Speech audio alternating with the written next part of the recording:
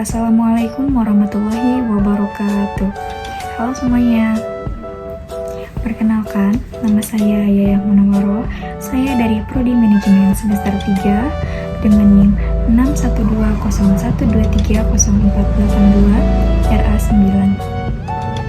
Dibuatnya tugas video kali ini adalah untuk memenuhi tugas mata kuliah Komunikasi Bisnis yang diampu oleh Bapak Muhammad Teguh Setiadi STMM. Baik, mungkin langsung saja. Di sini saya akan menyampaikan materi atau menjelaskan sedikit materi dari materi pertama hingga materi kelima. Baik, langsung saja ke materi yang pertama, yaitu mengenai pengertian dan cakupan komunikasi. Terus ada unsur-unsur komunikasi, bentuk dasar komunikasi, dan juga ada bisnis dalam pandangan komunikasi. Pengertian dan cakupan komunikasi. Komunikasi adalah proses penyampaian atau informasi dari suatu pihak ke pihak lainnya melalui suatu media. Komunikasi dapat bersifat verbal maupun non-verbal. Terus unsur-unsur komunikasi.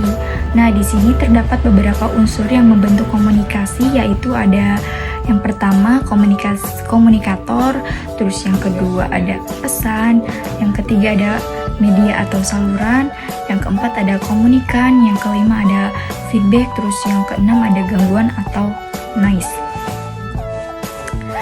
Bentuk dasar komunikasi. Nah, bentuk dasar komunikasi terbagi menjadi beberapa jenis, di antara lainnya yaitu komunikasi verbal, komunikasi non-verbal, komunikasi interpersonal, komunikasi kelompok, dan komunikasi massa.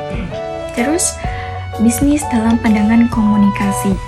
Nah, komunikasi dalam dunia bisnis sangatlah penting untuk kelancaran operasi dan pencapaian tujuan si perusahaan tersebut.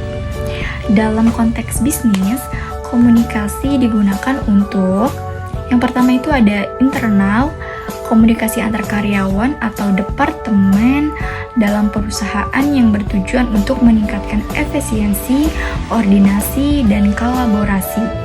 Terus ada eksternal, komunikasi dengan pihak luar seperti pelanggan, pemasok, atau pemangku kepentingan lainnya. Terus ada juga komunikasi pemasaran. Nah, penyampaian informasi produk atau layanan kepada konsumen dapat menarik minat dan menciptakan penjualan. Terus ada juga komunikasi organisasi, penyampaian informasi yang efektif dalam sebuah organisasi untuk mendukung pencapaian tujuan bersama. Terus dalam kesimpulan atau secara keseluruhannya, komunikasi dalam bisnis adalah kunci untuk meningkatkan produktivitas, memperkuat hubungan antara pihak eksternal, serta memfasilitasi pengambilan keputusan yang efektif. Oke, untuk materi yang kedua yaitu mengenai pengertian komunikasi bisnis. Terus ada tujuan dari komunikasi bisnis, umpan balik dan bentuknya, kesalahpahaman komunikasi, dan juga memperbaiki komunikasi. Pengertian komunikasi bisnis. Komunikasi bisnis adalah proses penyampaian informasi atau pesan dalam konteks dunia usaha antara individu atau kelompok untuk mencapai tujuan tertentu. Nah, proses ini juga melibatkan pengiriman atau penerimaan dan pengolahan informasi antara pengirim dan penerima pesan dalam bentuk verbal maupun non-verbal. Tujuan dari komunikasi bisnis ini juga terdapat beberapa tujuannya. Yang pertama yaitu ada meningkatkan efektivitas kerja, terus yang kedua ada membangun hubungan, yang ketiga ada pengambilan keputusan yang tepat, terus yang terakhir ada meningkatkan motivasi dan produktivitas. Terus umpan balik dan bentuknya. Nah, umpan balik bisa disebut juga dengan feedback, adalah respon atau tanggapan yang diberikan oleh penerima pesan kepada pengirim pesan juga. Terus ada beberapa bentuk umpan balik, antara lainnya yaitu umpan balik verbal, umpan balik non-verbal, umpan balik positif, dan umpan balik negatif. Kesalahpahaman komunikasi. Nah, kesalahpahaman dalam komunikasi sering kali terjadi ketika pesan yang disampaikan tidak dipahami dengan baik oleh si penerima tersebut. Hal ini juga bisa disebabkan oleh berbagai faktor seperti halnya perbedaan persepsi, penggunaan bahasa yang tidak jelas, terus hambatan fisik atau lingkungan, juga ketidaksesuaian media. Memperbaiki komunikasi dalam organisasi. Nah, untuk meningkatkan komunikasi dalam organisasi, ada beberapa langkah yang dapat kita ambil di antara lainnya. Yang pertama ada pelatihan komunikasi, terus yang kedua meningkatkan keterbukaan, yang ketiga ada menggunakan alat komunikasi yang tepat, yang keempat ada mendengarkan dengan aktif, terus yang terakhir ada memberikan umpan balik yang konstruktif. Dengan memperhatikan hal-hal ini, organisasi dapat memperbaiki komunikasi internal yang pada gilirannya akan meningkatkan kinerja dan hubungan antar anggota organisasi. Baik, kita lanjut ke materi yang ketiga. Di sini terdapat materi, yaitu ada materi komunikasi dalam organisasi, terus ada pola komunikasi dalam bisnis, terus mengelola komunikasi bisnis, dan masalah komunikasi dalam bisnis. Di sini juga terdapat pengertian dalam komunikasi dalam organisasi. Komunikasi dalam organisasi adalah proses penyampaian informasi yang terjadi antara individu atau kelompok dalam suatu organisasi. Nah, tujuannya adalah untuk memastikan kelancaran aliran informasi, koordinasi yang efektif, dan pencapaian tujuan organisasi. Terus, pola komunikasi. Nah, pola komunikasi dalam bisnis juga menggambarkan bagaimana aliran informasi terjadi antara berbagai pihak dalam organisasi. Di sini juga ada beberapa pola komunikasi bisnis yang umum adalah seperti komunikasi verbal, terus ada komunikasi horizontal, komunikasi diagonal, komunikasi formal, dan komunikasi informal.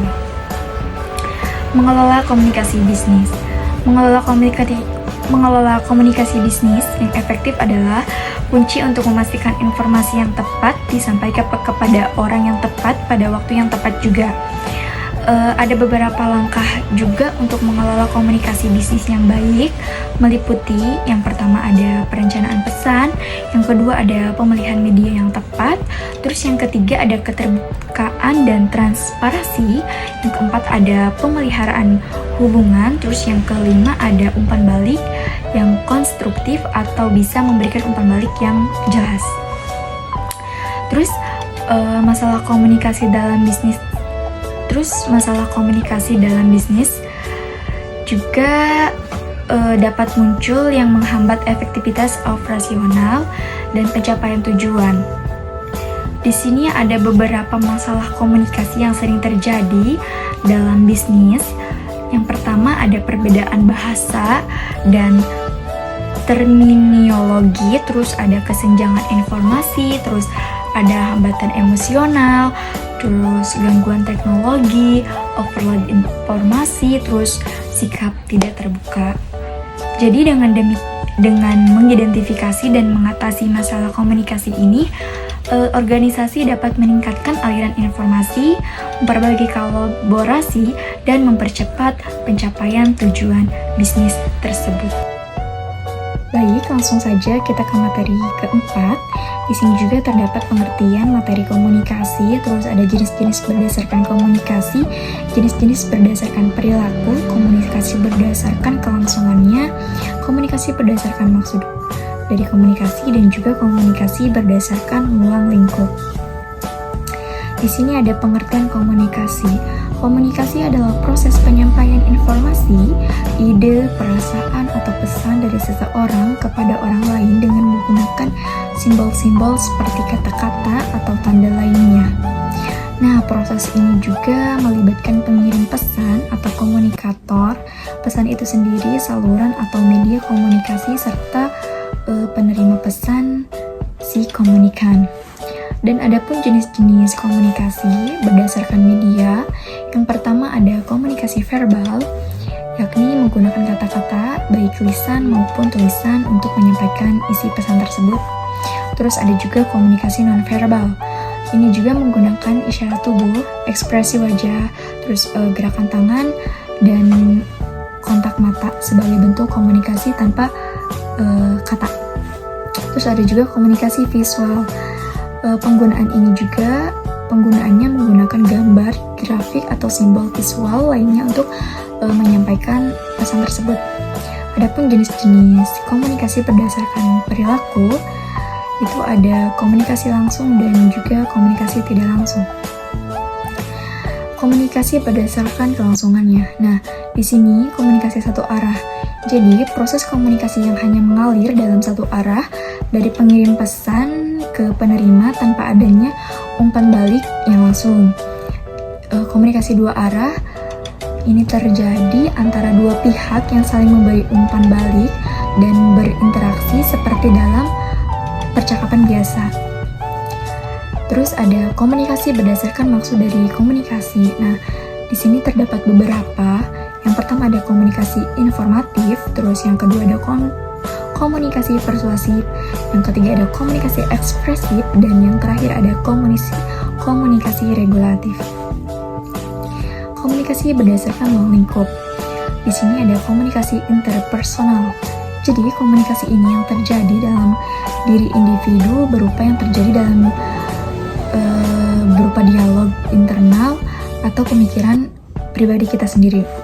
Terus ada komunikasi interpersonal. Jadi, komunikasi ini antara dua orang atau lebih secara langsung dan personal. Terus ada juga komunikasi kelompok. Komunikasi yang terjadi dalam kelompok kecil di mana beberapa individu saling bertukar pesan satu sama lain. Terus ada juga komunikasi massa. Komunikasi yang disampaikan kepada audiens yang besar melalui media massa seperti televisi, terus radio, surat, kabar, atau internet, dan lain sebagainya. Demikianlah ringkasan mengenai materi komunikasi yang mencakup pengertian, terus jenis berdasarkan media, perilaku kelangsungan, maksud, dan ruang lingkupnya. Ini materi yang terakhir, yaitu mengenai materi tentang komunikasi bisnis terhadap perusahaan. Untuk pengertiannya, komunikasi bisnis merupakan proses pertukaran informasi yang terorganisir dalam konteks kegiatan bisnis untuk mencapai tujuan perusahaan. Dalam perusahaan, komunikasi bisnis juga memainkan peran penting untuk memastikan kelancaran operasional, meningkatkan hubungan antar karyawan, serta mendukung pencapaian visi dan misi perusahaan.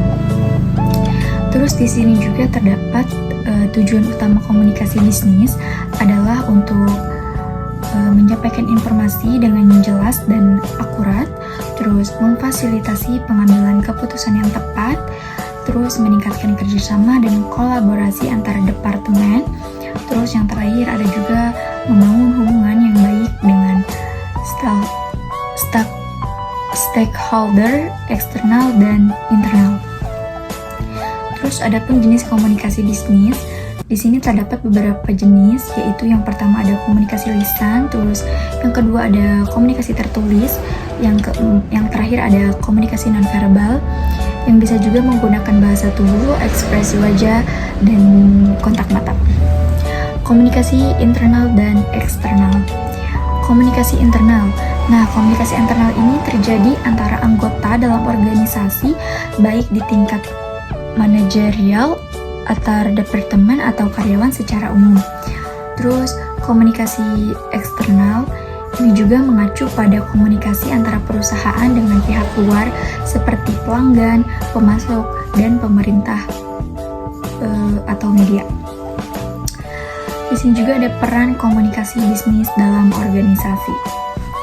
Yang pertama untuk meningkatkan efisiensi dan produktivitas, terus yang kedua ada membangun hubungan yang solid, yang ketiga ada pengambilan keputusan yang lebih baik, dan yang terakhir ada peningkatan inovasi. Di sini juga ada hambatan dalam komunikasi bisnis. Yang pertama itu ada kendala bahasa, terus masalah teknologi, komunikasi yang tidak jelas, dan adanya juga perbedaan budaya. Strategi untuk meningkatkan komunikasi bisnis itu memerlukan pelatihan komunikasi, terus penggunaan teknologi, fasilitas komunikasi terbuka, dan juga penyusunan pesan yang jelas dan sederhana. Jadi kesimpulannya dari materi yang terakhir ini adalah komunikasi bisnis merupakan elemen yang tidak terpisahkan dalam kegiatan perusahaan melalui komunikasi yang efektif.